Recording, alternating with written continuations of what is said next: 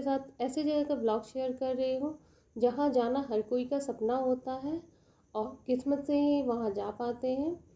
ऐसे तो किसी भी तीर्थ धाम पे किस्मत से ही जा पाते हैं। आज मैं आपके साथ तिरुपति जी का ब्लॉग शेयर कर रही हूँ। हम लोग चेन्नई से तिरुपति जी के लिए निकल गए हैं। तिरुपति में बहुत ही ज़्यादा भीड़ होता है, जिसके कारण काफ़ी टाइम लग जाता है दर्शन में। कई बार तो 2 दिन 3 दिन इस तरह से लग जाता है, और अगर आपका किस्मत अच्छा है तो 5-6 घंटे में भी दर्शन हो जाता है। मैंने तो कई बार सुना है लोग बिना दर्शन किए भी वापस चले जाते हैं, क्योंकि इतनी छुट्टी नहीं होती कि आप 3 दिन 4 दिन वहाँ रुक सकें। तो इसलिए हम लोगों ने पहले से ही टिकट बुक करा रखा है।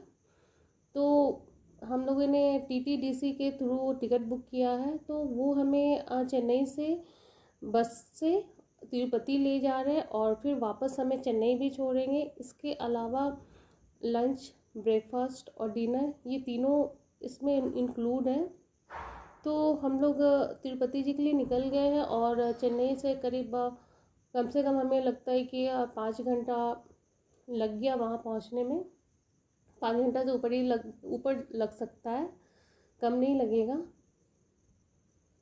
तो सुबह सुबह हम लोग उठ गए थे, करीब 3 बजे के आसपास ही हमें उठना पड़ा, और जल्दी से हम लोग नहा वहा के रेडी हो गए। और रात में हम लोग लेट सोए थे, तो सुबह थोड़ा सा आलस हो रहा था, बट भगवान का दर्शन करना था, तो सारे आलस को ख़त्म करते हम लोग सुबह सुबह उठे और 4 साढ़े 4 के लमसम में हम लोग वहाँ से निकल गए।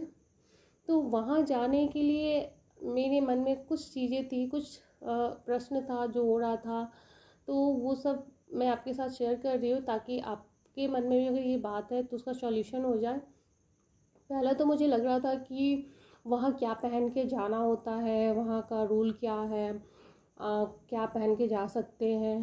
तो मैं आपको बता दूँ, वहाँ आप साड़ी पहन सकते हैं, सूट भी पहन सकते हैं। इसके अलावा वहाँ का जो है पहनावा, स्कर्ट टॉप और दुपट्टा ये भी कर सकते हैं।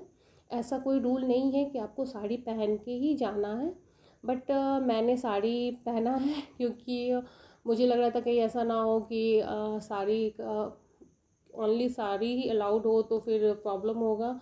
और दूसरा, मैं थोड़ा सा ट्रेडिशनल लुक में वहाँ जाना चाह रही थी, तो इसलिए मैंने रेड कलर का साड़ी पहना है। वहाँ के लोग वाइट ज़्यादा मैंने देखा लोग पहनते हैं, और जेंट्स के या बॉयज़ के लिए वाइट धोती धोती मुझे लगता है कि कोई भी धोती वहाँ पहन सकते हैं।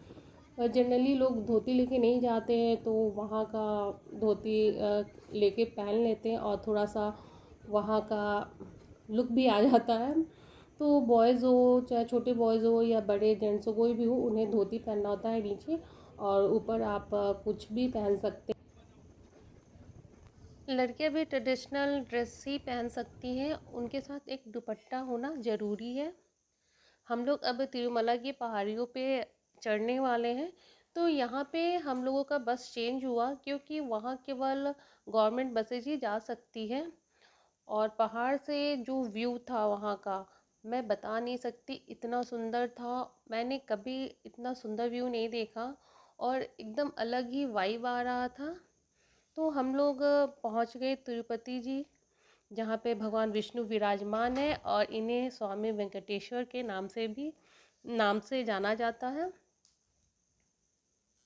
यहाँ पे बाल के दान का विशेष महत्व है।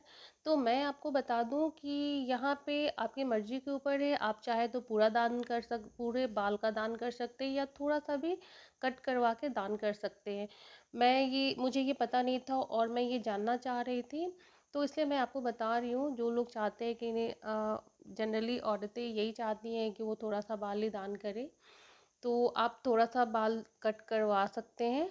और जो लोग पूरा दान करवाना चाहते हैं, तो उनके लिए उनको रसीद कटाना होगा और ब्लेड लेना होगा। रास्ते में हमें दिख गया गजरा, तो हम लोगों ने गजरा लगाया, और यहाँ पे थोड़ा सा अलग टाइप का टीका करते हैं, तो वो भी हम लोगों ने लगवाया। तो थोड़ा बहुत लुक में हम लोग यहाँ की तरह दिखने लगे थे। तो हम लोग आ गए कान और नाक छिदवाने के लिए। तो यहाँ पे नाक या कान छिदवाने का अलग महत्व है। तो मैंने भी यहाँ अपने कानों में छेद करवाया। तो यहाँ पे जो है ना, थोड़ा सा अलग तरीके से कानों में छेद करते, थोड़ा सा पूजा पाठ करते इस टाइप से।